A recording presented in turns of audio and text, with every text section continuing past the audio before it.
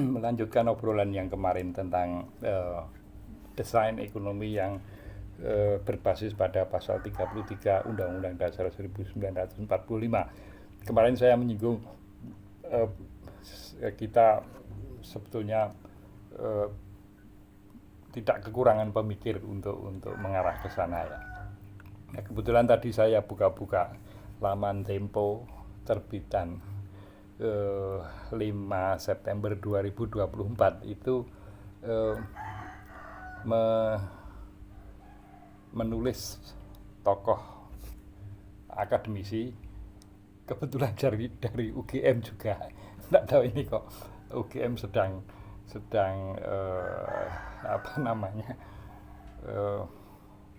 jadi pembicaraan ya.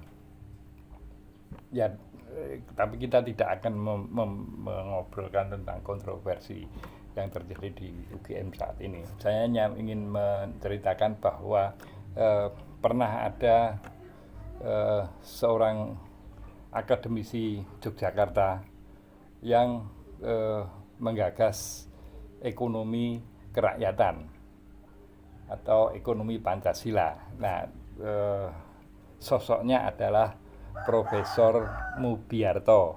Ini dulu dosen Fakultas Ekonomi UGM, dilahirkan dari rahim UGM juga, Fakultas Ekonomi, kemudian S3-nya di Iowa University di Amerika. Tetapi meskipun beliau mengasah akademisinya itu di Amerika, tetapi tidak menjadikan semangat kerakyatan Profesor Mubiarto luntur. Justru dia menggagas ekonomi Pancasila atau ekonomi kerakyatan ya. Kalau tidak salah IDT, Impres Desa Tertinggal, itu salah satu implikasi dari buah pemikiran ekonomi kerakyatan Profesor Mubiarto.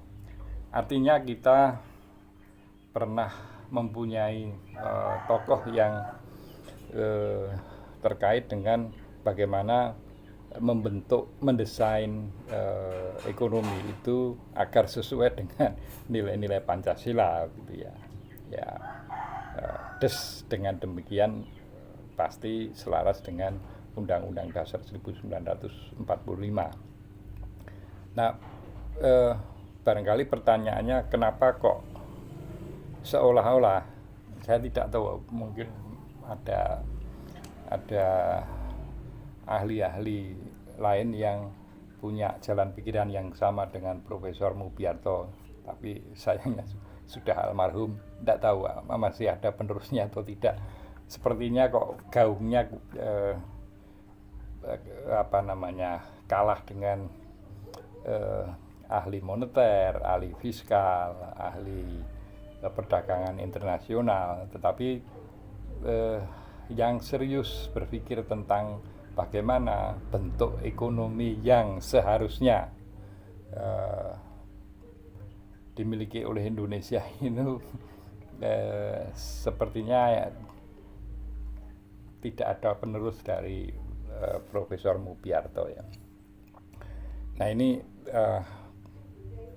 dalam kesempatan ngobrol ini saya kembali mengetuk Mr. Prabowo bahwa apa yang pernah dipikirkan oleh Profesor Mubiarto, saya kira itu sejalan dengan apa yang pernah Anda pikirkan, pernah Anda tuliskan, dan pernah Anda ucapkan. Dan saat ini Mr. Prabowo memiliki kewenangan untuk itu, untuk mendesain ekonomi agar sesuai dengan apa yang dicita-citakan oleh para pendiri bangsa. Ya mungkin karena energi pikiran kita itu terkonsentrasi untuk link and match dengan dunia kerja, market dan sebagainya, maka pemikiran-pemikiran yang sifatnya mendasar itu menjadi seolah-olah tidak mempunyai tempat. Nah, dengan jiwa patriotisme Mr. Prabowo. Saya kira orang-orang seperti almarhum Profesor Mubiarto ini kembali dibangkitkan semangat nasionalismenya untuk menggagas dan memformat ekonomi Indonesia ke depan. Karena bagaimanapun ya para pendiri bangsa sudah menitipkan kepada kita, yaitu ya kembali lagi pasal 33, dan berulang-ulang saya sebutkan bahwa banyak problem terutama di bidang pembangunan ekonomi ini timbul karena ya kita abai terhadap pasal 33 gitu ya. Kemampuan misalnya ini contoh praktisnya makan siang bergizi gratis.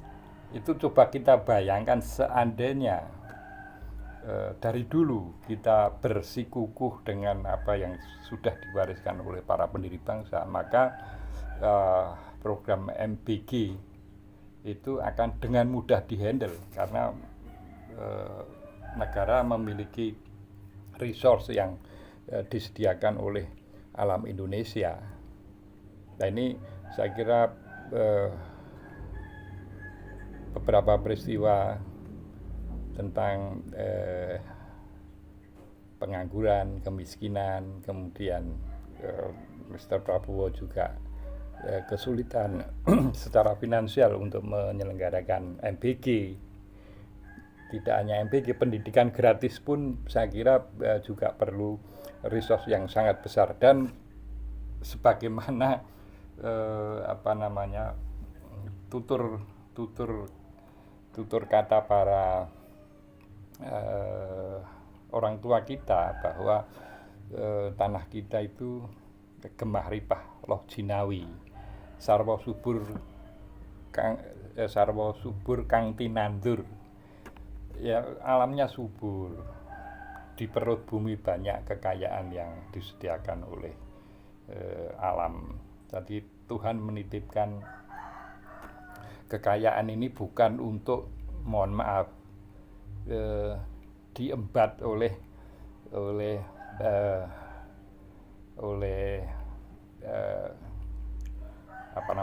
private sector yang itu kalau kita lihat dari sisi sosialisme itu sebetulnya hanya aspek greedy ya, keserakahan manusia melalui organisasi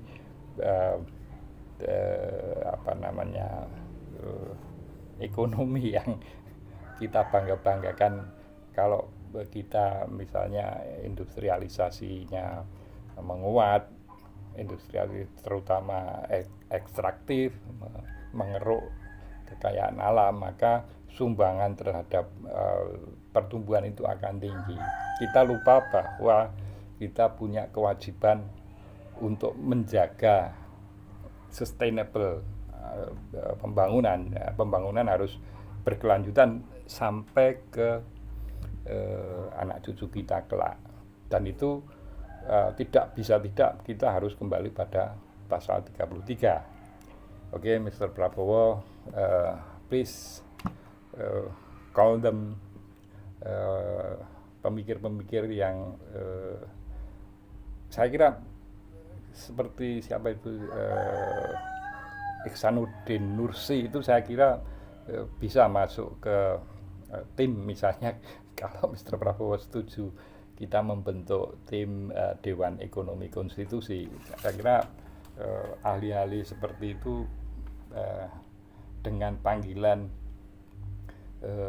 kebangsaan, patriotisme, mencintai negara Kesatuan Republik Indonesia, saya kira mereka akan bersedia meskipun ya mungkin digaji standar upah minimum menteri misalnya, itu saya kira mereka bersedia. Mereka tidak akan terlalu berpikir tentang insentif gaji dan seterusnya, tetapi yang kita perlukan dari mereka adalah bagaimana mentransisikan dari ekonomi yang ya mau tidak mau harus kita katakan sebagai kapitalistik ini, yang tidak sesuai dengan Pancasila, tidak sesuai dengan pasal 33. Kita harus menatap 2045 dengan apa yang sudah diamanatkan oleh para pendiri bangsa. Salam konstitusi.